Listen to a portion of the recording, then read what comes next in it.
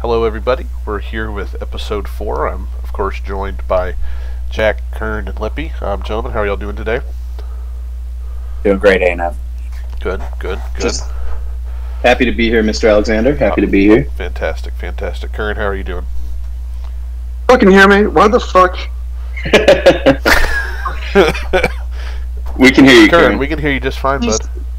You piece of shit. Can y'all hear me? Yeah, we can hear you great, man. Everything Fuck you all to okay? death. I'm doing great. Keep- Everything's going great. Good. We're having a great time. That's fantastic, Curn. Glad everything's working over there. So today's show, we're going to start off with making rules and changing rules, and then we're going to do some rankings after that and some discussion about those. By rankings, I just mean kind of gauging players and how we feel about them. But so for the first slide, we're going to be doing if you're king for a day and you could make any rule in any league you're in, what would it be? Curn, let's start off with you here because you have the most experience just adding rules without any kind of discussion or talking to people in your leagues. So I figure since you have the most experience doing that, you can start us off here. I think the great Eddie Murphy would also agree with me in saying that his editing privileges. Curn for a day. I like that. Okay. I don't know. Adding a rule, I guess. Just something that wouldn't relate directly to anything we have in place right now with our scoring formats or anything. I think we should. A fun rule we could add, which we've talked about, which we haven't really followed through with, would be actually having some sort of shame reward for last place that we hold consistent. I know we've talked about like beer Olympics or the beer shuttle or the 40-yard dash or yeah, like the combine or something like that. But I think we could actually have something that we commit to, like send someone camping somewhere, like in some location, or I don't know, have them like eat foul food on camera, or do something really foul and shameful to really soak in that terrible jizz mop award. Yeah, I think have some respect for the Liquor Olympics. Yeah, I mean, and Jack and Hunter have some ideas for the food eating idea. I know that they could put something together there for anyone interested in that kind of bet. We have some backlog last place winners, cough, ANF, and others that should follow up and display their wonderful abilities to us. And as the king, I want to be entertained by the gestures. So I think that'd be a wonderful thing to discuss going forward. Okay, I'm going to go ahead and jump in with my idea, and then Jack, I'm going to hand the torch to you. I would love, because I just think it's so interesting, a relegation system, and that's where you have kind of two leagues that are loosely or very connected, and that is that the bottom two teams in, we'll just call it the A League or the upper league, get bumped down to the lower or B League, and the B League's teams that compete for the championship, those top two teams would get bumped up next year into the higher league. I think that would, it's almost in the same vein, Curn, of the loser punishment system, but I know it's difficult to get basically 24 people on the same page with the same stuff, but I think that would be so cool. Jack, what have you got? And if I have a quick follow-up for you, if you don't mind, sure. how would you handle the keeper situation? Because obviously we're implying that this would go with our Apex league, right? Question. And yeah. so Yeah. would the team that is being promoted up have like They a get general rights. claim or right to Yeah. a shared resource or player, or would it just be the It lost would be the team? same way I joined Apex, and having access to Matt Forte as my best running back keeper option. Oh, Yes. Hey, you had $1 Marvin Jones. That was a great keeper. Yeah, he sure was. Boy, he was great. But yes, it would be like that. So, obviously it makes it difficult, right? Because you're inheriting necessarily one of the bottom two teams, so it makes it difficult. But God, that's so interesting to me. I think that it's easier to get back in the swing of things with the redraft than it is with like a Dynasty league, I think. Yes, absolutely. Jack, what have you got? I'm kind of torn here. Like, a little part of me wants to do something that you would reward, like, in some form or Leader fashion, in like points for? No, like a trick play or something like that. Like whenever like Edelman would like throw a touchdown pass, like that goes off as something different. But I'm gonna go away from that because of the frequency of that application. But it is something that crossed my mind. I would actually do something with on the vein of tight end premium, and I would actually start a rookie premium where you got like a multiplier on points for rookies. I think what that would do is not only encourage like some deeper research, but it would also get people more bought in to our keeper system. I do think right now that, you know, amongst keepers, your best chance at finding great value is new rookies, or I'll call it like high ceiling contract year players, right? Like players that were expected to be better but haven't quite performed to that level yet, and kind of have one more year to prove it. Those are going to be more frequently, if they're going to go off, they'll go off that year, so you can get some value there. But I do think if you were to do something where you were to say,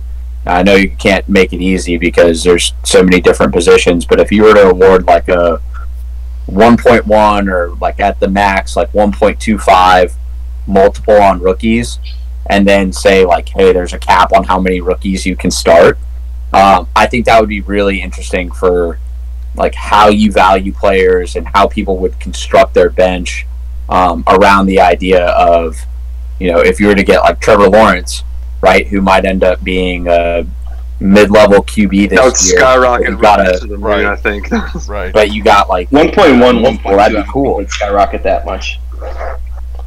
I mean, like, I mean, if Trevor Lawrence... Like, see where CH went last year. CH was $69 last year. If he had a multiplier attached to him, he would have gone for like 80. And he wasn't even worth $30 last year. That would have been an even tougher price tag, Yeah. That's a dumb... But we already proved that that's dumb, right? Like, we already proved that, kind of missed on that one. Like, we pumped his value to the moon. Yeah. You can't have a picture with CM would go there. CEH might have done it.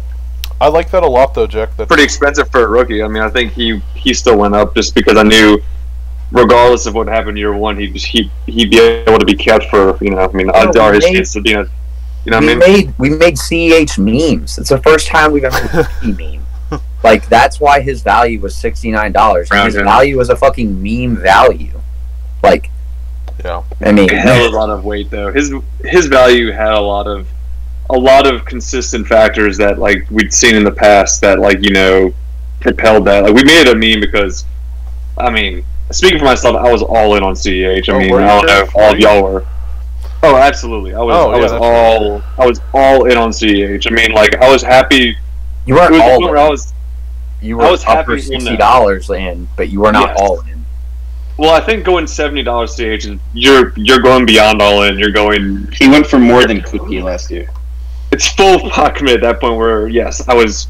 Unfortunately, I was out, but I had to pull my chest back. So I guess I wasn't all in. So that's fair. I like that idea. I just think that's also going to make. I like that idea a lot too. Lippman, round us out here. If you were king for a day or kern for a day, what would you add? Thank you for giving me the chance to speak here, Alexander. So I've said this before in the group chat on GroupMe, and I've said it a bunch of times. I want to say at this point, I would make the league an Empire League, where the champ each year is the king for one rule. Yeah. So, for instance, Jack, if he wanted to do his rule that he said for rookies, boom, it's a rule. Next year, whoever wins, probably Neil, maybe Dustin. They could get rid of that rule. They could add a new rule. If Jonah won, he could make it IDP. It would just be, I think making an Empire League would be a very nice addition to the Apex Coalition. Yeah, that's what I was almost thinking of when I was thinking about like the king for a day idea. Is like, I mean, it is. It's literally what you were talking about with, you know, being an Empire League. But I'll let changing stuff like that. I will let y'all try to spearhead that vote. I think it would be a hoot and very fun. But it's a pipe dream, I think, because that gives a lot of power to whoever won. I think if you did an Empire League where it was like the changes made a year from the announcement, right? That would that actually probably has some legs, because the idea of like you change it to where it's like, all right, well, no more rookie multiple, right? Probably changes the next year. But if you were to say, hey, like, if I want to make it an IDP league, and so you were to say, all right, well, I've got a year left with the keepers that I've got and the team that I've got, but I got to get ready to draft, a defensive player as well. Whatever it means, like. Just seem to hinge on the year's upcoming rookie draft. Or not rookie draft, but auction draft, because of all the keeper implications. So yeah, you draft under certain rules. It would have to be a year out. But Empire League would be very nice. It'd add a nice little spice to the champion. So you could announce, in theory, so you win the league, and that's in December, and then come August when we draft, you're drafting under the same rules, but you say, okay, so for next draft, it's an IDP league or that kind of thing. So you go into the draft knowing what next year's draft will be. Yes, you have to announce it right before the draft. It'll be a super flex, or you say it'll be a super flex draft, and then that would be. Or you add a flex, or you take away tight end, maybe add back kickers. We know what Jack loves kickers. Yeah, I think Jack would add 2 kicker slots. Yeah, for sure. I think if you did. Again, you could do it like sunsetting rules too, like because like you risk, if you do an Empire League for like 5 years, you have this like almost unmanageable thing. But if you were to do an Empire League where like rules like rolled off, and we had this like base set of rules that we had found with Apex, like definitely adds some spice. You could find a way to make it work. I just think that's definitely it's more of a pipe dream, I feel like. Absolutely, but it'd be a cool way to do the league. Yeah, well, I like all of those, boys. Let's go on to changing a rule, and like Curn said, we were talking a little bit beforehand. There is some overlap here, but kind of this is along the same vein of, instead of making a new rule, kind of changing the rules we already have. So I know Jack, we'll get to him in just a second, like we mentioned, is going to want 1 keeper instead of 2. So it's kind of along that mindset. Disavow. Again, let's just keep the same order. Curn, what rule would you change, and how would you change it?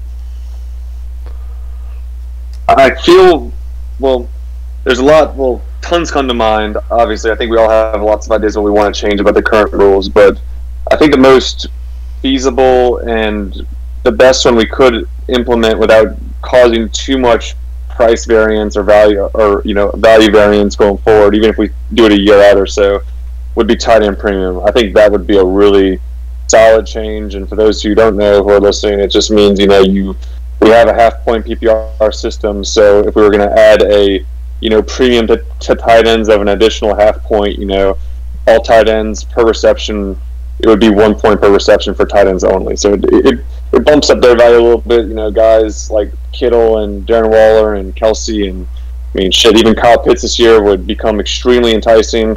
I think it just adds another element. I'm all about adding value to other positional players, because I do firmly believe that every year certain things hit, like strategies or whatever. But I firmly believe, and I call it the process, is just if you go into the draft and you hammer running backs until you're blue in the slate, till you're blue in the face, you'll have a decent shot at making the playoffs. And I think that's fine, and sometimes it doesn't work, and sometimes it does work, but most of the time I think your hit rate's pretty high. So I do like mixing it up. I do think that would be a feasible way to mix it up and add some value to tight ends. Yeah, I think that you'll probably get a lot of support for that, especially in this group of 4. I thought you were going to make a Joe Mixon premium, but I guess that's more of a pipe dream than Empire League. That's more of a pipe dream than Empire League. Yeah, poor RB Mixon, but yeah. So I guess and I've thought about this. I've had a couple of different ideas, because like Curn was saying, I think we all probably have a couple of things that we would like to change if we could. But I would love just another flex spot. And I know we already have 3 wide receivers, but I just love flex spots in general. At the same time, I'd also like a bigger bench, but I think another flex spot would be great.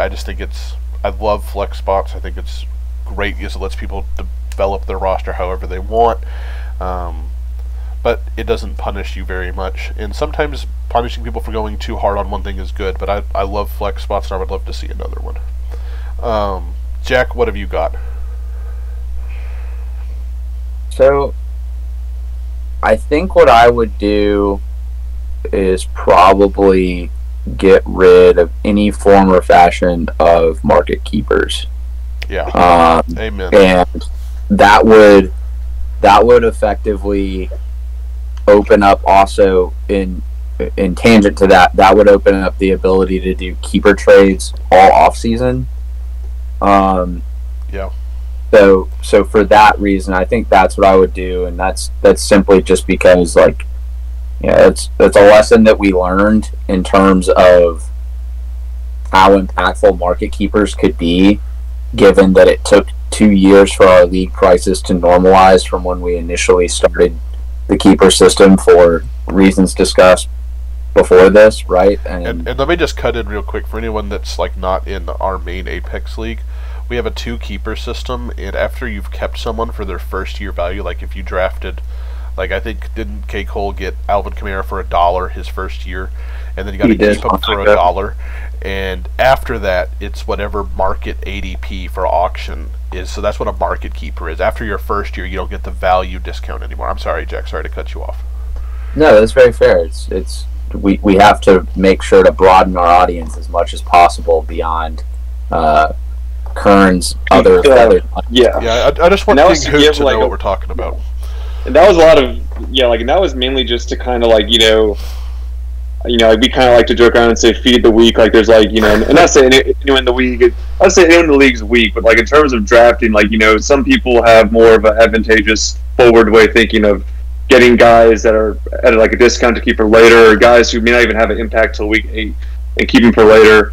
And it just gives guys who don't have that ability to keep guys after the season that they're just fucked and stuck with, no real good discounts. It gives them the option to actually keep somebody. So, but I do think that like Jack was saying, that's something that we have kind of learned going through that doesn't really matter, because if you go into the draft with a fresh set of bucks, even if you don't keep anyone for anything, I think that still gives you a good position to kind of scoop up value everywhere else. So it is wild that our league has not realized that the value of a keeper is not, I have the right to keep Zeke for $63. He would have been drafted for $65, right? It really is the hey, I can keep this $8 player that would go for $20. All of the value is in the draft discount to what you get, but a lot of people in this league make trades under the assumption of, just my right to keep this player is valuable. I'll pay whatever the market says I have to pay for them, but just the right that I have to have them, I do not. I think that does apply for some players, but there is, but it has gotten to the point where that's kind of that right to the right to players become way overvalued. I think outside of Dalvin Cook and CMC and Derrick Henry and those really premium running backs. What was the cost of Jonas keepers last year when he? Too much. Wasn't it $140? He had 60 draft dollars to spend total. It's why he traded Saquon right after the draft for practically nothing. Yeah, he kept Zeke and Saquon for both. They were both market keepers for 65, 67 and 65. And he needed to move one of them post draft because of that. His wide receiver one was Cortland Sutton. Yeah. His wide receiver 2 is Jerry Jeudy. Yes, okay. Yeah. Sorry to rag on you, Joan. Also, congratulations on the wedding, but that was a terrible situation.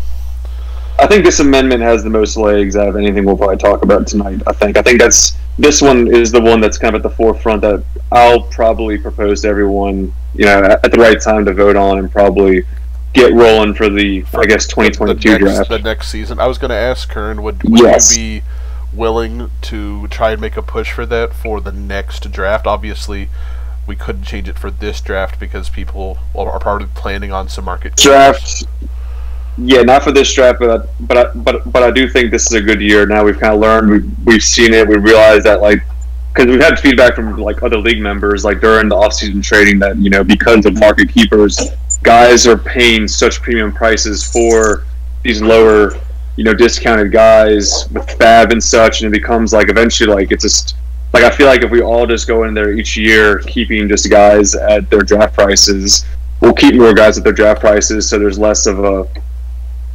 I think it would unwind a lot better than it had when we just walked into it with the market keepers.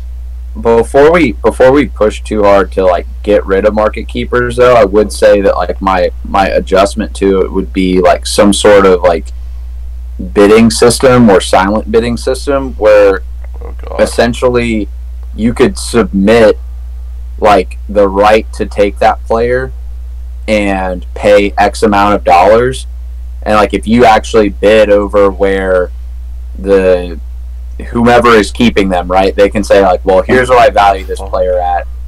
Like it would give somebody the right to go buy them if they wanted to, and it would have to be a certain amount. Like that would be interesting. Hold on, my peanut brain is not processing this, Jack. Can you break that down for a 5-year-old? Yeah, so like obviously when you have like a draft discount keeper, right? And so if you've got like my favorite example is using Derrick Henry for $25 when everyone would have paid $50 for him. Like you have no right to come in and say, well, I bid $60 for Derrick Henry, Jack can't have him at the draft discount. But this year, when I've got Derrick Henry and Dalvin Cook and Austin Eckler, all of which are fine market keepers based on how like Apex has played before, but like if I wanted to keep one of those players, right, and I were to say, okay, well, I'm going to keep Dalvin Cook for market, and then someone were to say like, well, market is way too low on Dalvin Cook, like I could essentially just say, let's say in this example, Dalvin Cook's market is $60, and I could put in like a reserve price of $62. If no one beats $62, then I get to keep him for $60. But if somebody, does beat that, and I have to work out like, hey, what is Jack's reserve price? Like, does that mean he has to pay that eventually? It's an actual auction house system, like a reserve. Almost, yeah. Okay. I can basically just put him up for sale. I get nothing for it. Like, I don't get the extra strap dollars. People wanted to do that for me when I was keeping Todd Gurley every year, because it was like Todd Gurley was the best fantasy asset of all time, and it was like I know. And I'm just saying, like it would be interesting to do that to somebody and stick somebody with the fucking bag. Jack, first of all, the system's really cool. It's literally used in real life, and that's awesome. But there's no way that's passing an Apex vote. I know. This is not realistic for a day. I meant. Okay. Wonderful world of Jacktopia. Yeah, like if you let it's an awesome idea. It's an awesome idea. You let Bevo start rolling, he'll start rolling hard, like salary caps, all kinds of fun shit. Yeah. I love it. My rule, Alexander. Yeah, my rule, Alexander, is off of Jack's somewhat. It's to make the keeper system. I don't think K. Cole got enough credit for getting Kamara for one. He got a top 5 running back for the last 4 years for $1 the first year. Yeah. Every year it just goes up a certain amount, whether it's 10 or 15 draft bucks. So Kamara in the second year would have been 16, and then year 3 he would have been 31. Yeah. So CMC for Curn would have been 22 the first year, and then it's 35 until you just say, I don't want to keep that player anymore. And then that way, I also like this idea. Gets rid of someone keeping a player forever. I mean, maybe Kamara would have been kept for 5 years, but players like Derrick Henry drafted for 25, all of a sudden it's 40, and then 55. So he's probably only kept for, $15 each year goes up. I think that would solve kind of the problems that we're kind of speaking of here when it comes to the keepers. If we can't eliminate market keepers, Lippy, I love that. You came up with that a while ago. That's such a cool idea. Because it's right, like if you draft a perennial Kamara for $1 top 5 running back for $1, like, and you only get to enjoy it for 1 year, I don't think I would be opposed to that idea either. I really it just drags us so far from redraft purposes, but I do think it's a good idea. It's more work for current, so I'd probably really like it even more. Well, it's a fine line of, do we want this to be more redraft or do we want it to be more dynasty related?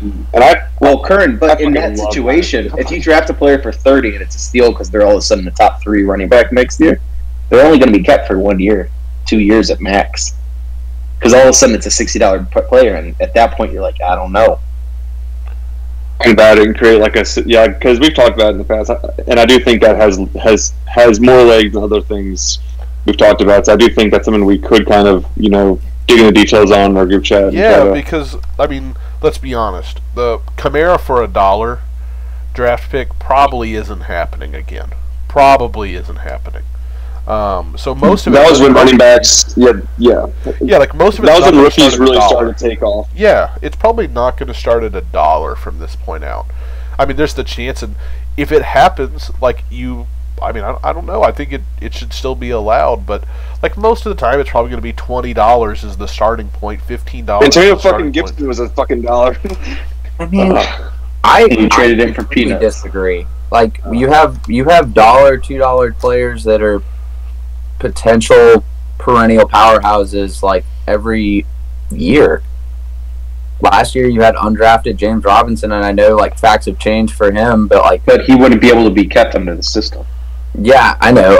I mean under this system, right? Like under your system, it goes from what use Antonio Gibson as an example because he's the one this year. He's the one he's a rookie running back who's drafted for $1. Who's drafted in the real life NFL in the first 3 rounds. He's kind of in that same kind of mold Kamara was kind of brought into the league in. Like, what would his be? He'd be kept for $1 this year, and then he'd be kept for make it 25. Yeah, or make it 25. Make it go up 25 each year to disincentivize someone keeping it for more than 2 years. Yeah, you can change the ramp up to whatever you need it to be.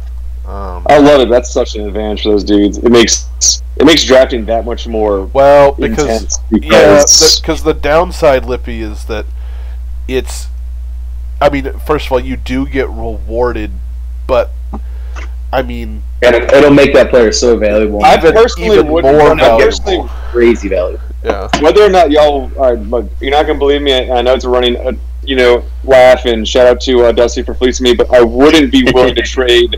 I would not have been willing to trade Dollar Gibson with how much I loved him with this rule in place. So consider that if I go into this season with that, it just. Give anyone that. It gives him such an advantage it creates like a dynasty kind of team atmosphere where guys can run the tables for multiple years. And that's my only hesitation is I want to so then we can bump it up to 25 or 30, Curn. Yeah, I know that's still such an advantage. It's still such an advantage. I still feel like it is. My first choice was who $7, Jack? Yeah, that was my question. Wait, who? Swift. Deandre Swift. Swift was $14. Akers was 13. Yeah, I think 14.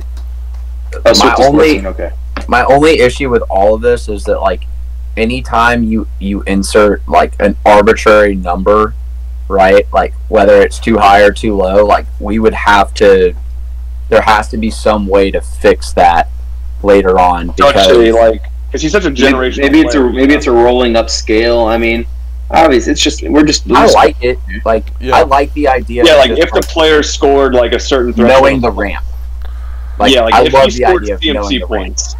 Yeah, like if the player scored CMC points that year, it's like okay, what were his total points? What were his like points per game, or some sort of metric that we can use consistently to show how supreme this player was, and then like use that because there's a difference of you get to you get like fucking Zach Moss for $1, and like you get like very mediocre vanilla Zach Moss low end RB2 value for like 3 years or however long it is versus getting Antonio Gibson value or Kamara value. So it would be something like that. I just want players to be disincentivized to keep the Kamara's been kept at market price since after that first year. I've never been able to draft CMC.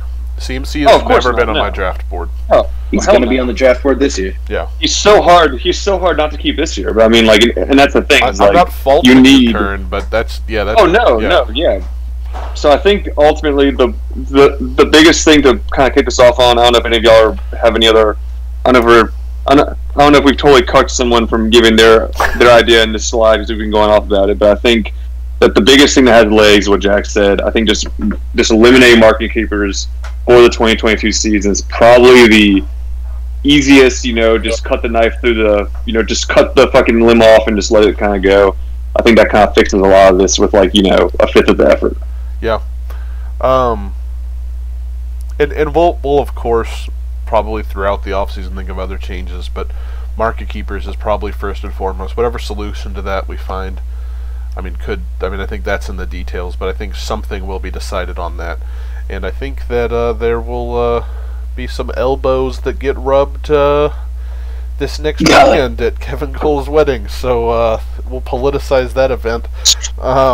Moving on now to some rankings here. I just want to give a brief explanation for what we're going to be doing on this slide. We're just going to ping pong these players around, and the four of us will take turns giving a redraft, one quarterback rating of 1 to 10 with how they're feeling for that player in redraft, in a one quarterback half-point PPR league, and then they're also going to be giving a secondary rating 1 to 10, 1 being the worst, 10 being the best, for a Superflex Dynasty half-point PPR, because those are the two leagues that are official Apex leagues, and we're just going to be giving 1 to 10s on those.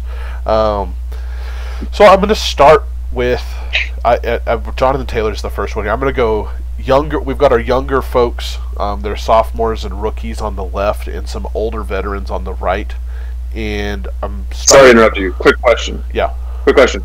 And it might be really, really, really silly. Are we saying like 1 to 10, like 1 is in the most prime, or 10 is in the most prime? 1 as in you would draft them if you got 3 firsts to pick them. 10 being you just think they are fucking incredible.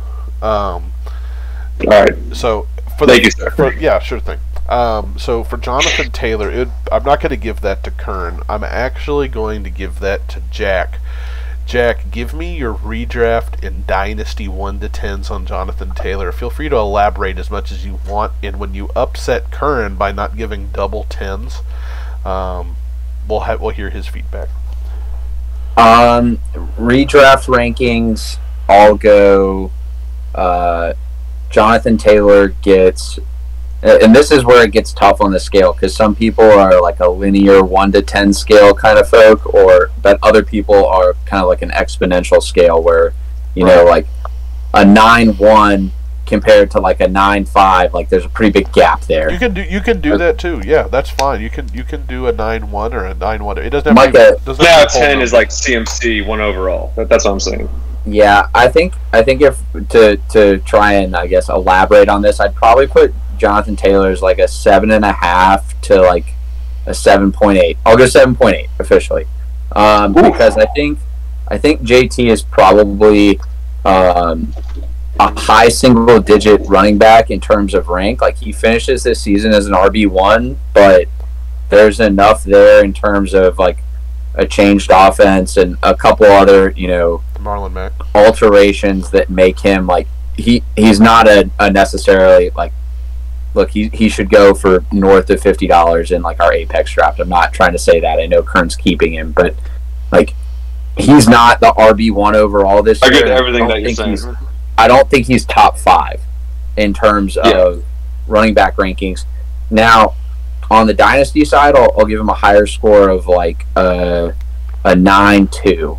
And that's just simply like, I think JT belongs in the conversation in your standard Superflex Dynasty draft to be one of the, call it after pick 4 but before pick 8. Like he should definitely be off the board.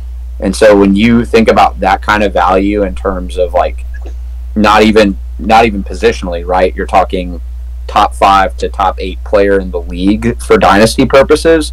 Like that's where I would give him like that high of a ranking. And I will say I'm slightly biased on that pick simply because I took Jonathan Taylor in a Superflex startup a year ago, but like he clearly appreciated, and like that's worth something in terms of going from pick, 15 last year to top 6 in terms of like if I were to put an average ADP number on it, right? Like that's a big swing, and that's valuable. So those are my ratings, and I would hope that as we approach other running backs throughout this, we remember, okay, a 7-8 is a RB1, but not like hey, I think he is top 5.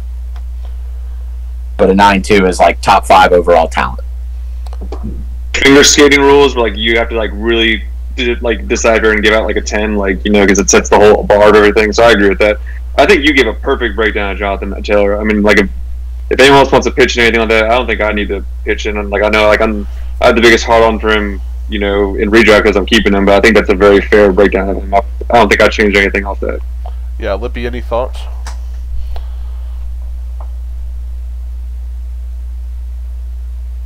The dogs. Sorry. All I'd say is in Dynasty, I'd probably put him at the 9-9 because if you're looking at running backs, when you got his combination of age, future, and everything, that man is worth 3-4 first, and he's almost untouchable for the next 2 to 3 years, 4 years.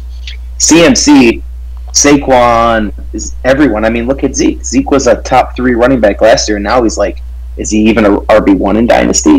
He's probably that low-end RB1. So JT is going to be that 9-9 in Dynasty, in my opinion. Jack's redraft rankings is beautiful. He's probably like RB8, RB9 on the season. Well, Jack, you hit the nail on the head there. We'll get to some Zeke comments in just a second. Curn, I'm passing the baton to you, and you have been assigned Juju Smith-Schuster. Mm-hmm. Sure. Oh, Jesus. Where is he even at? Oh, there's Juju. Upper right. Wow. I'll be honest. Man, Juju, you the most vanilla. Wow. All right. I've never been a huge fan of Juju. Mm-hmm. Well, you had me on mute. You're not muted. You're fine. I'm not muted. That's a mute button right there. What the hell? Curn, you're fine. So you can hear me? Why do I have a mute? It has a little mute key there. Anyway, We sorry. hear you loud and clear. All right. God, I don't know if y'all troll him or not. All right. Anyway, Juju. I saw clearly the mute button right there. So I don't know. All right, Not anyway. next to your name, Kern. Oh God, Kern's bird. There he is. Kern's bird. Okay, look. So I've never been a fan of Juju. I know he had that, like, you know, that historic, like, you know, rookie season. More power to him. I mean, I'll keep it brief because I really don't have a whole lot of an opinion on him. I mean, he's a fine wide receiver 3 for me. I don't think he's, you know, like, they brought him back for bare minimum, like on like the bare minimum contract this year to, like, I guess, like, throw him a bone because the market dried up for the free agency this year. Like, no one wanted to pay him big dollars. Like, so I think, like, next year he might have more value. So I think he's worth holding on to for that regard in case he goes to, like, a good team. But I mean, redraft 1 to 10. I guess I'd give him like a. I mean, this might be low, but like a 4-1, like a 3-9. I just don't really. Yeah. I'm just not going to have him on a lot of my teams. Knowing where he'll go because of his name value, he won't be on a lot of my teams for redraft. So for Dynasty, I guess he's still very, very young. He like came into the league extremely young. I don't have his age pulled up with me right now, but I know he's well under 25. I think. I hope that's right. I'll look it up while I think about what his actual ranking would be. But I guess for Dynasty, I mean, he gets 20. A little bump for that. He's 20 what? 24. Yeah, the 24. Yeah, 25 in November. Yeah, so still very young. So I think, I don't know, for Dynasty, like a 4-9 or a 5, I guess. But yeah, he's no one I'm really excited about. Very whatever. I completely agree. Is anyone a big Juju fan? I am more out on him than Curn is. That's spot on, Kern. I mean, I'll agree with Kern's Dynasty. Go ahead, Lippy. Sorry to cut you off. With the influx of talent you see coming in the last 2-3 years at wide receiver when it comes to rookies, these wide receivers trying to get that second, third contract, I think it's going to be difficult for a while now. And you're going to see players like Juju who struggle to separate separate from man-to-man coverage. Juju, you have Cup. Cup got his deal before kind of this all started, kind of the influx happened. But it's going to be tough for them to get that job where they're the alpha. You're going to have to get drafted to be the alpha from the start. So I mean, maybe draft like Marvin Jones, you know, people would like rather like pick up Marvin Jones than him, you know, like you get Marvin Jones like 10 rounds later, probably in Dynasty. I'd rather have Marvin Jones. Like he's so much cheaper, you know, like the replacement. Not in Dynasty. Not in Dynasty. Just for the price of what you pay for is what I'm saying. Like just knowing him and knowing his name value, it's like OBJ. Like OBJ, like. I'd rather have OBJ over him, I think, just because I think he has more upside, just because he's... I straight up just think he's more talented, but I mean, you know... I would 1,000% have OBJ over over Juju. Like that's also situation based. I think the only thing I disagree with on Kern's take is that like Juju's value in Dynasty is probably on the understanding that he gets traded, right, or goes to what is going to be a better situation, hopefully, next year, right, with Big Ben retiring or something develops that makes his situation better. Like that's the only thing that makes him valuable to me in Dynasty. The only thing I guess on the redraft side is like, I mean, I could see a sophomore slump for like a Chase Claypool and more targets and more opportunity go Juju's way this year with Big Ben on his way out. But Big Ben's arm's already gone. The rest of them is still Harris there. too. They also got Najee Harris too. And I think he gets like Najee Harris is going to get. And we'll talk about him in a second, so I won't spoil it for whoever you have for him. But like we know what he's walking into. I think that they're going to really try to preserve Big Ben up, and I think that like we'll see a very much lower passing volume on that whole offense overall. Because I think they're going to, or at least try to run the ball, even though that offensive line's kind of shot. I think that's I think offensive line plays a huge factor for sure, but not as big as most people really like. I think it's more of a talking point in fantasy football than more so like the player's talent. Like I think that player talent can outperform a lot of those things, and I think that they'll use Najee a whole lot. So I don't know. I mean, he's worth like a second rounder. I think like if I was dying for a wide receiver right now, like I really needed one, and like I wanted Juju, like I would offer a 2022 second, but I don't think I would offer a 2022 first round. Is that fair? I mean, I would pay that much for him. I don't think I would, but I'm not gonna. We've spent a lot of time on Juju. Let's go ahead and move on to Clyde. Way too much time for Juju. Way too much airtime. Yeah, for that man. He's gotten more airtime. He's gotten more airtime from our episode alone than anyone ever talked about in the entire offseason. I know. Lippman, I'm going to pass the beach ball to you, Liffy, for Clyde Edwards-Helaire. Give me your breakdown or your 1 to 10s on him. So for redraft, we're gonna give him about a 7.8, 7.9, because we see Clyde Edwards-Helaire in that same kind of category as JT, where he's gonna be a low end RB6, RB7, RB8. He's gonna eat. I mean, the touchdowns are there. That's a high scoring offense. He's gonna get his touches, and Bell's gone. Le'Veon Bell's gone as well. In Dynasty, I don't personally see him being the answer long term forever. But the fact of the matter is, if you have a 23-year-old running back who's in his second year and he's got a 5-year contract because he was drafted in the first round, that's a valuable asset. So you're going to have him about an 8.5, 8.6, because people dream about getting a running back that's that young in his third year, even after the season if you trade him. People dream about getting a running back that's like that. Mm-hmm.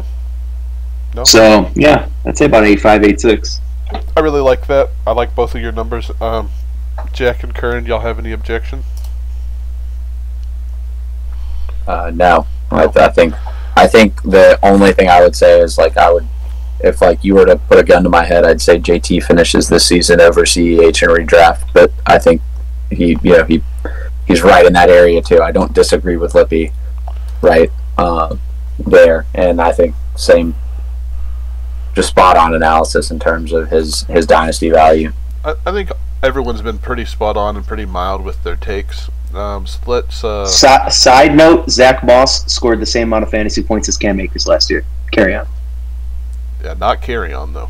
I'm gonna do Zeke now, and we should get a few objections here. My redraft score for Zeke is a solid 9.5, and my draft for Marshawn Lynch 3 years ago. My dynasty score for Zeke, I'm going with a flat 7. A flat 7. I think that people are bored of Zeke. I think that people saw what happened to the offense last year when basically Neal was the quarterback, And Shout out Neil. Shout out Neil. Great. I mean, really, you did the best you could.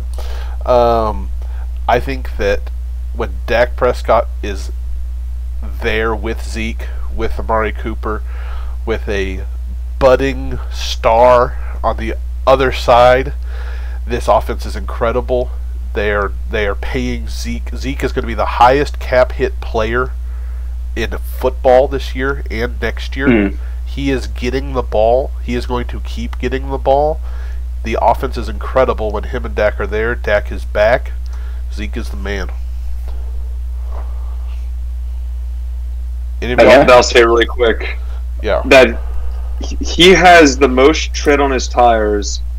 He has the second most tread on his tires, and that means like carries, NFL carries on his resume, behind only one other player under contract right now, and that's Mark Ingram. I think that I agree with everything you said I honestly really do like him in redraft. I know in best ball I had a lapse of judgment and I picked Swift over him, in best ball, going back, it would be Zeke 100 times out of 100 times. I think he's definitely worth a first-round pick, high first-round pick in redraft. Everything you said about there is right, but I think that you're literally trying to catch a falling knife, I think, in Dynasty, where something's got to give. And he is only 25, but like 6,300, almost 6,400 NFL career carries. Like, something's got to give. Or no, 1,400. I'm sorry, I'm looking at the wrong thing. 1,400 fucking career carries. That's a lot of fucking tread. Yeah, I mean, you're not wrong. And I might be too high on him in Dynasty. I think that they're not going to change the recipe for the next cup. Now, there is a window, right? Like there's a door and it is closing, but I think for the next 3 years, I mean, I'll just say it, I think for the next 3 years he's a running back one. I just do. 3 years is pushing it. 3 years is pushing it. But y'all will all agree for the next two, right? I mean, I would say 1.5. I'd agree with 3. I'd agree with 3 toward injury. I do think the injury chance is really high, given the fact that. I'm going barring injury. There's no way to predict that. I'm going barring injury. You can look at the tread. It's like you're like it's a really prime truck. It's a you're looking at. Firestone tire with warranty on it, baby. He's gonna keep rolling. I mean, it's a lot of tread. Like, look, like for Dynasty, I'm in a win now team in one league in the 1,000-year war, and he's someone who I would go trade for, because it's like, look, I have a team built to win now. My window's closing. I had to go pay a premium to get him on my team. But like, if I'm starting in a startup draft and I'm trying to get equity long term, he's someone I'm not going to own a lot of, because it's just very tough to. It's just tough to try to assume like I'm paying such a premium for a guy that's only going to have 1 or 2 years with all these running backs coming in behind him. It's like like I would rather have Najee over him. I'd rather EPN. I'd almost rather have over him. It's like I don't know. It's tough. But I know I'm biased. So well, we'll see. We'll see. Let's kind of. We've done these first 4, and we are kind of winding down. You're right. So let's kind of just do lightning takes, and we'll get y'all's takes and explanations, and then from the peanut gallery, when we're giving reviews, let's just give a hard thumbs down and thumbs up. And like Jack was saying, we can revisit these here in a few months or even next year and just kind of look back on how these takes have aged. So Jack, go ahead and give us your 1 to 10s on Najee. Okay. I can't do this A&F in terms of the without speaking here. No. You can give your explanation. It's kind of like the no. Talk as long as you want. We are finishing off the Zeke conversation with the fact that Zeke right now, after 5 years, right, has only 3 seasons in which he has exceeded 300 rushing attempts. And there is a player out there that is a Hall of Famer and was a fantasy RB1 and a Derrick Henry killer asset to have for 8 years, averaging over 300 attempts in those 8 years, with only one of them falling short by 8 carries, and that is LaDainian Tomlinson. I am not going to fully imply that Ezekiel Elliott reaches the career that LaDainian Tomlinson had, but knowing that that is the ceiling and that it's been done before is one where you need to say, oh wow, there could be 3 very good and very strong years of production coming out of this, and then LT had 2 strong years after that where he's serviceable. Hey, hold on, Jack. So you're agreeing with me? Oh yeah, absolutely. I said that earlier. That he had 3 years left. Jack also owns Zeke as a monster. He's slightly biased because he drafted Zeke in the startup last year. Oh, that's cool. I'm gonna get him to be one for 4 years. Yeah, because he's smart. Excellent, Jack. Goddamn, you're brilliant. Let's go ahead and segue your brilliant take on Zeke into Najee. Yeah, wash that foul noise out with this wonderful, wonderful symphony of takes on Najee Harris, please. Just like say it slow. So let's see. I gave JT 7-8 in redraft, and I gave so I'll give Najee 7-6 because I don't think the situation he's walking into, aside from like the dummy thick amounts of volume, that probably promotes Najee being at least a very good chance at an RB1. But for the reasons already stated about the Pittsburgh Steelers, the quarterback situation there, the offensive line there, probably not as favorable to year one Najee as what JT got once he got going. Dynasty, I'll go I'll say 8-9, just simply because of the factors of like, for him to turn into an elite running back that you want to keep year in and year out, like things obviously have to change, right? Like he has to fall into a better situation. Like the offensive line has to improve around him. I'll compare it to like a worse version of Saquon in terms of like Saquon was a much better talent coming out of college and had, you know, Dynasty RB1 written all over him, but everyone knew that the offensive line had to improve around him, and everyone knew that, you know, at a certain point in his career, like the Giants were going to be moving on from Eli Manning, and that transition was going to have to go well. So I'll put it in that territory, and those are my numbers. Nice. Curn, let's just well, hold on, Lippy, do you have something to say? I have a few things to say. The Steelers ran 200 plays under center last year. How many do you guys think they ran on? How many? Just a quick guess. I mean, their running game was not great. 171 times. Almost 90% of the time they were under center, they ran the ball. And, I mean, they did fire Fincher, their offensive coordinator. They hired Matt Canada. He fucking sucks. He lost to Troy with the last time he had an important job at LSU. He averaged, I'm looking at the game right now, sub 3 yards a carry with Darius Juice and Darrell Williams against Florida. I mean, those are studs, and you're going to average sub 3 yards a carry. They didn't hire an offensive mastermind. And then on top of that, the Steelers have to play a first-place schedule because they finished it first. Yeah. They got the Titans. They have the NFC North. They have the Chiefs. I mean, let's be honest here. The Steelers are probably finishing third in the division. Big Ben was not good. They almost did last year. They almost finished third in the division last year. That was a really tight division. They have a good opening few games, though. The more I think about it, I think this is the highest Najee's price will ever be in Dynasty. Ever. People will be saying after this year, he's going to be worse than Mixon was his first year. Mixon was RB12. Because and everyone was hyping up There's the chance Big Ben's done next year. Like this is his last year, I'm guessing. I understand you say the offensive line sucked, but they were so predictable. Almost 90% of their plays under center were runs. That's not bad. I mean, sometimes talent wins out. We'll have to see. He's 23. I mean, he has a bad year.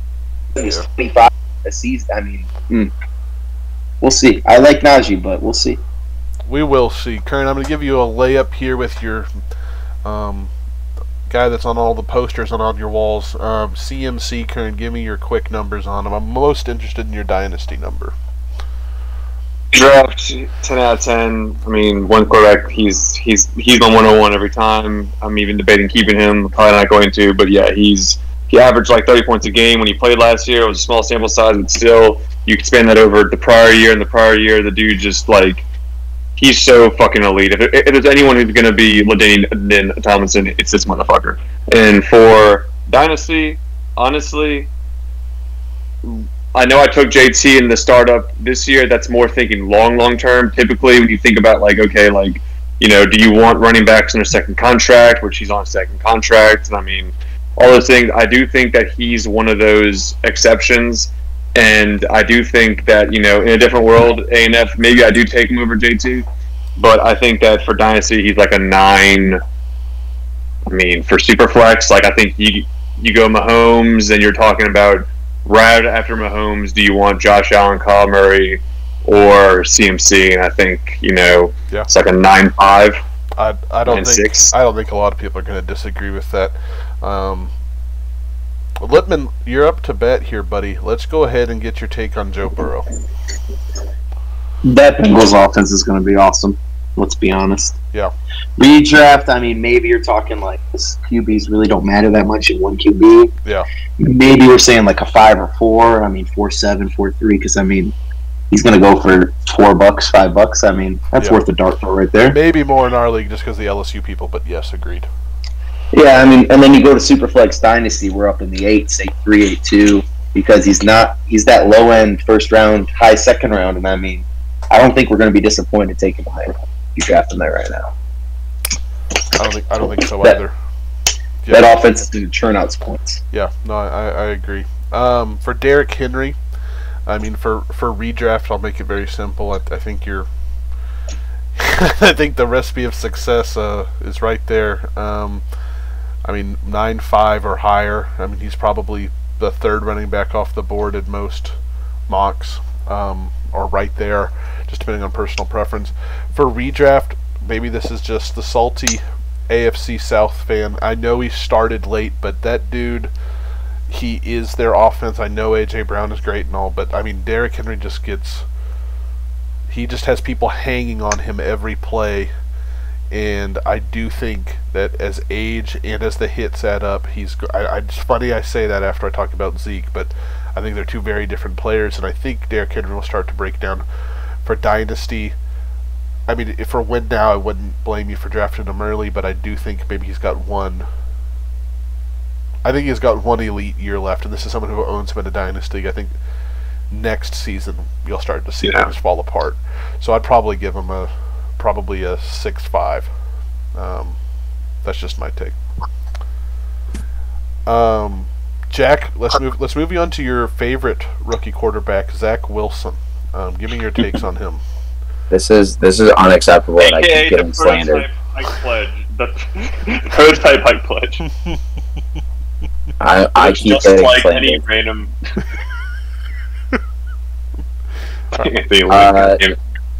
Look, Zach Wilson is a, we haven't done a great job kind of like keeping like a consistent scale, in my opinion, of like, sure, hey, what does this number mean? But agreed. Like 3 in redraft, maybe 2, hard 3, yeah, like that, maybe a 0.4. That's QB 22 to 25 territory is where I'd be happy if Zach Wilson finished this year. I get taking the flyer. I think $1 is an overpay. In a redraft, like I want to live in Hunter's hotel room with him and the snow for like 4 straight nights. Zach Wilson's a 3. Give me your dynasty take. I'll go. I'll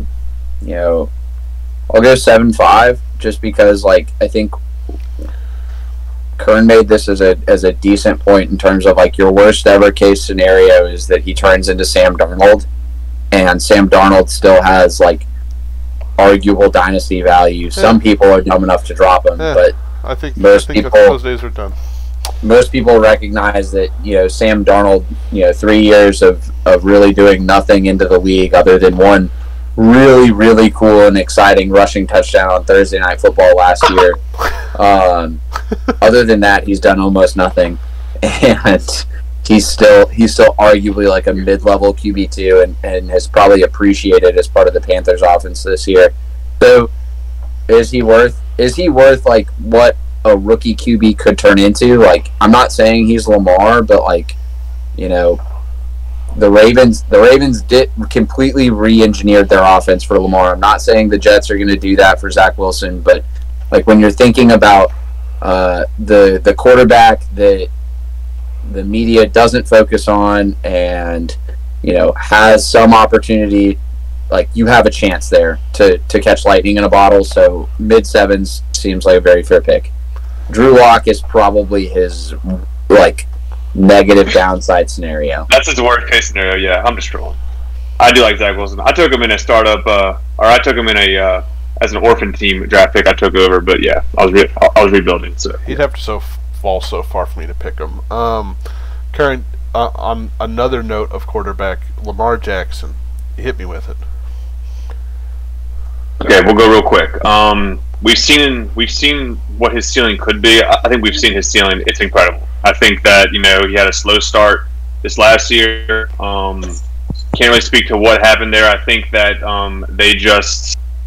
they were just winning lots of games, and so they ran a lot, and then until they weren't, and then I think they were able to utilize rushing a lot more than they did. I don't think it was so much as Lamar Jackson sucked. I think that it was a really good defense and a really good rush attack until you saw later in the season when they started not winning games. They had to air it out a little more, and I think we saw them kind of come back to picture. I think that for they've been drafting wide receivers every year, but I think that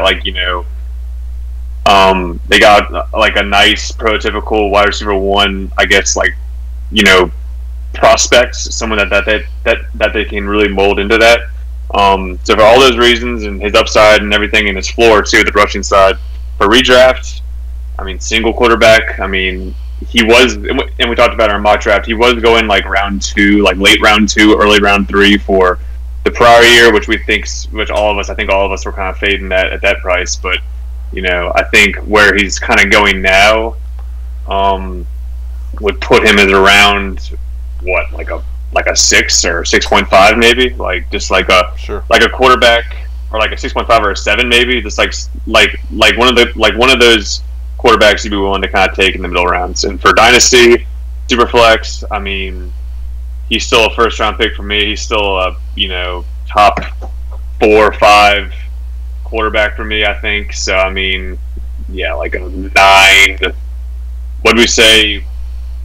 I don't remember what I said for these people. He's like a 9.5 maybe, or 9.6, up there. He's up there. 9.6. All right, Lippman, I need you to talk about Kern's favorite running back in the league, Deandre Swift. Give me your numbers on him real quick.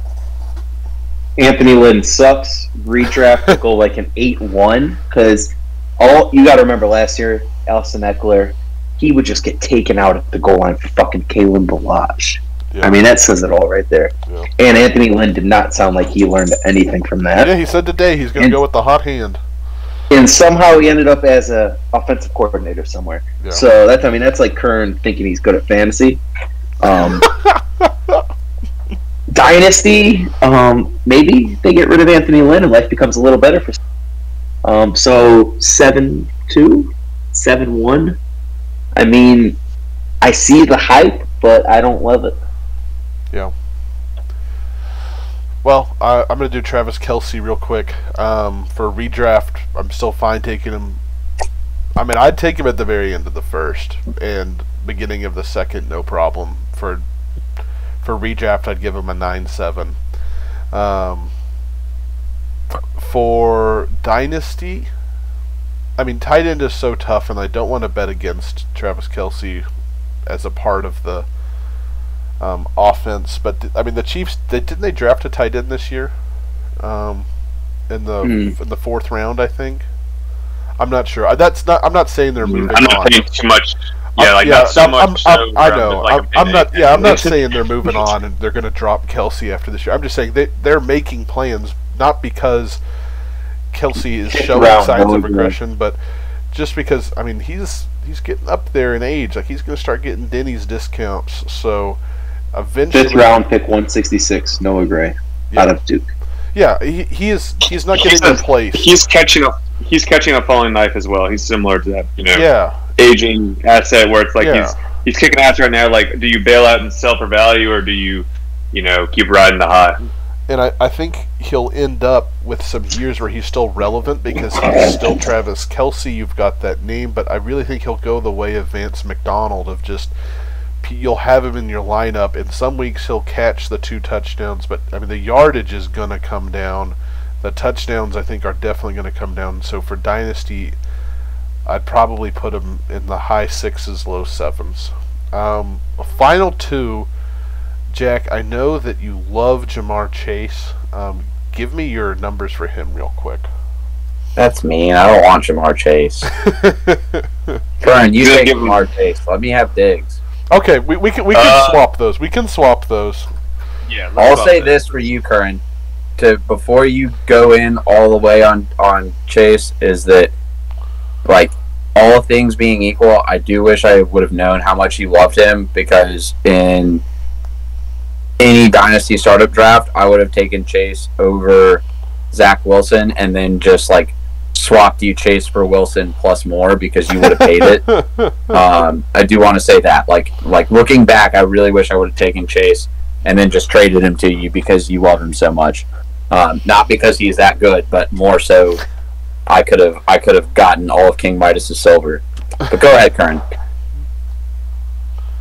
And all of King Midas' silver. I like him. I love him for the price I got him. That was the biggest thing about our startup Dynasty was the fact that I got him at the 108, which is like, I mean, if you look at any, I mean, people who are listening, hearing that I got him at the 108, I think are, jaws to the floor right now. I think that's a wonderful value to get Jamar Chase, the number 1 ranked Dynasty wide receiver this year. I think that he checks off all the boxes, breakout age, I mean, college, production, his athletic profile, his numbers athletically. I mean, he gets the draft capital, the top 5 pick. He goes to an offense with the same fucking quarterback that made him who he was in college. I don't see what you don't love. I do think that in the draft I was giving you kind of a hard time about Higgins. I do still like Higgins. Spoiler, I think he's great. I think that whole offense is going to hum. I don't think anyone's losing an offense. I just think that, like, as time goes on, we'll see Jamar Chase become kind of the alpha wide receiver of that offense. I don't think that there's any. AJ Green's gone, right? AJ Green's yeah, gone. He's in Arizona. It's Jamar Chase, Howard Boyd, and T. Higgins right now. Which I think, look, like, I mean, everyone's in Arizona now. Yeah. Yeah. Everyone's gonna eat on that offense. Everyone's gonna have a good time. I can talk about him all fucking day. I mean, we could argue about him all day. I think that there's a closer range between him and T. Higgins than people like to think. I will say that. I don't think it's that far off, but I mean, I think Jamar Chase, if I'm going to, you put me in a draft today, if I'm drafting one over the other in redraft or in Dynasty, I'm going to take Jamar Chase over T. Higgins both times. Me personally, I mean, I wouldn't fault someone wanting to take the known production. I just think you look at his profile and what he's coming into, it's like too many boxes are checked for me to say, oh, he's just a rookie and we haven't seen it yet. Is T. Higgins really that much known production? I'm sorry, I just have to ask. Like, is he really that much known production? For a rookie, he's schooled DBs. For a rookie to, he schooled DBs. Yeah, like, he was awesome. He was great. He was perfect. He broke out well. I mean, but just, I don't think he has the upside that Jamar Chase has athletically. I think that he's more of a possession wide receiver. People like him as his biggest buck. He can catch 50-50 balls. He's a good route runner, but he's not going to break, like, he's not going to, like, catch a slant and take it to the house. Like, Jamar Chase can catch a slant and take it to the house, I think. Like, he has that upside. Not to say, and it's not anything against T. Higgins, just like, I mean, That's why in redraft and in Dynasty, I would just take Jamar Chase over him. Sure. I would love if someone reached and took Jamar Chase in, like, the 3rd round of a startup and I got T. Higgins in the 5th or 6th round of a startup, I'd be very happy. I'd say, fuck yeah. I get a piece of this offense. He's young. He's a 2nd-year guy with a connection to Joe Burrow. Anyway, we can talk about it all day, but those are my points. That's why I personally would take him over T. Higgins. For Dynasty, I mean, people are ranking him as a top 10 wide receiver now. I'm not that bullish. I will say he's probably a top 15 wide receiver right now. I mean, so I would say, like, for Dynasty Superflex with quarterback value and running back, it's probably like an 8.5 for me, or like an 8. And then for redraft, I mean, like, I'm not gonna go full pot committed. Like, I got him, I think, in the 6th round of our redraft mocks. I think that puts me. What did I give? Give him a 6.9. Yeah, give him a 6.9, Curn. I gave Lamar Jackson like a 7, so yeah, like I'll give him a 6.9 because I think I took him the round after Lamar Jackson. So yeah, he's a 6.9 redraft. So yeah. I knew you would really like Louisiana receivers that just run slants. It's very Saints of you. Real quick, Jack. Round 1,800 yards. round us out with your Stephon Diggs breakdown. So my favorite thing about Diggs is the fact that the Bills gave up a lot to get him. My favorite team. They did. Sorry, I have a lot of favorite things about Stephon Diggs. There's so many posters on the fridge. Yeah, no, they did give up a lot for him. They gave up a lot for him and obviously utilized him well. I think Diggs has shown separation in terms of his ability to produce when he's expected to be the production. The guy. So, like, that's probably my favorite thing about him, and, like, what you need to look for in a true wide receiver one in fantasy football is somebody that, like, not only meets expectations, but, like, isn't doing it with these other unknown factors around the offense that may not hit again. Like, I don't want to slander anyone's name here, but like Jefferson and the Vikings, that's something that I think is more of a product of the situation and not necessarily like what Jefferson could do if he was expected to be the guy and everybody was studying and getting ready to stop him solely. I think you kind of had that. I think you had that with the Bills. And so for Diggs in Dynasty, I'd say he's probably a top... I'll go ranking in the wide receiver... I'd rank him the 6th wide receiver in terms of Dynasty. Right in there. Sure. I think that's pretty close to whatever ADP is anyway. 8-1. And then in redraft, I mean, I'm taking him and I'm keeping him, no doubt. I think that he has a chance. Like, there's a legitimate chance Diggs could be the wide receiver 1. Yeah. That's a fantastic voice clip. I mean, the last time we got a voice clip of someone saying that somebody there's was a high probability. The high probability chance that Stephon Diggs is the wide receiver 1. So that being said, I'll give Diggs a redraft ranking of 9.3. Yeah, I don't think anyone's going to fault you for that. Lippy, you probably got Diggs as the wide receiver 8. Lippy, I just have one follow-up question, Jack. Yeah. Does that mean that the Cardinals don't care about DeAndre Hopkins? They gave up so little to get him. Wow. On the spot. I think the Cardinals love DeAndre Hopkins. They care about him as much as the Panthers care about Sam Darnold. I will say that, like, if you were to buy, if you buy a transformer at a used car lot for $5,000, right? It's not that the used car lot didn't care about the transformer. It's just they didn't know what they had. Yeah. So they I'm made just a glad bad to see sale. him and J.J. Watt finally have a chance to succeed. Yeah, I've always been a fan. It's like Robbie Anderson and Sam Darnold. They finally get to play together. It's like James Harden and KD. James Harden finally gets to play on a good team. Yeah. Well, the thing about the Arizona trade is that they walked into a bank vault, they grabbed all of the money, and they left chewed gum. And the security guard said, "Sounds good to me." I don't get paid enough for this shit. I'm not watching over it. Yeah. Security guard. And Bill then, O'Brien. the security guard went to a private masseuse. The episode is concluded, gentlemen. Thank you all very much. Out of all these dudes here, who do you think goes for who do you think here gets overdrafted in our auction redraft this year? Out of this list, I've got Yeah, I'd probably say Najee, just because I don't know. He's gonna go for 60 plus. Yeah, I mean, you're gonna give a few suspects that will drop at least 60 on him. It's so hard not to. I'd be so pressed to not pay. I also think just because of who's in our league, Joe Burrow's going for a lot. I just think that's true. Same with Chase. Like the famous Kyler Murray last year. I mean, I see him going for like 5 or 6. I don't know if someone will pay $10 for Joe Burrow. I think Joe Burrow breaks $10. Anyway, thank everyone. Thank you all three for coming. This was a great time. And like, comment, subscribe. Everyone have a nice day.